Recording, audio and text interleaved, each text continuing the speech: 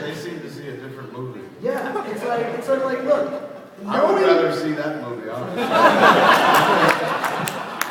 Was I paid for all this fucking? That sounds like a sad gig to me.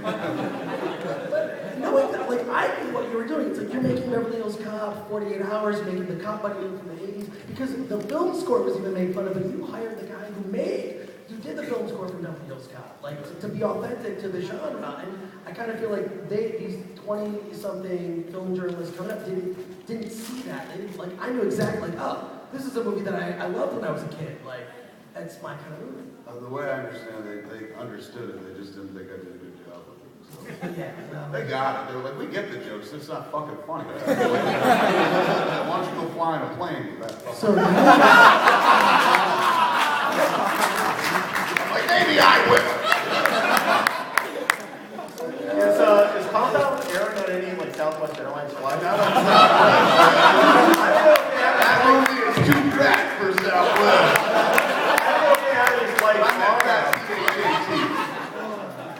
Yeah, it's got, somebody reported seeing it on a plane. Somebody on Twitter said, hey man, I just watched Compound on a plane, and a solo bittersweet tear rolled down my cheek. I was like, I'll never know that experience. Being disappointed in this guy. I know that experience. but now you know a sense of film history does kind of, I think they would appreciate film better knowing that context, where you were coming from with it. I know, the story about your dad too was so great. Like. Sure, but that's not, people don't want, when you're, the attention span is like this. Nobody wants like a history, like you gotta know all this shit behind the movie to enjoy it better. They just want to be able to go watch it, process, enjoy it, and go home. But if they're not having that, if there's a disconnect because they don't have the same past that you and I do, it's just not gonna hit home. I saw the same thing in like the Batman comic book I did last year. We did this Batman cacophony book, and it was straight out the 90s. It was right from the era that I started getting hardcore back into comics.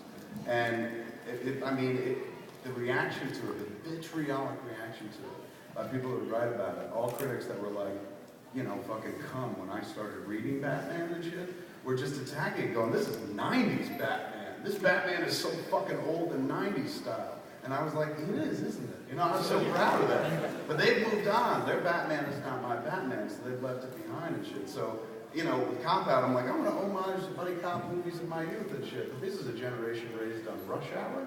So they're just like, well, we've already had an ironic take on that genre. And also done by more skilled artisans like that. It's big of you to admit that.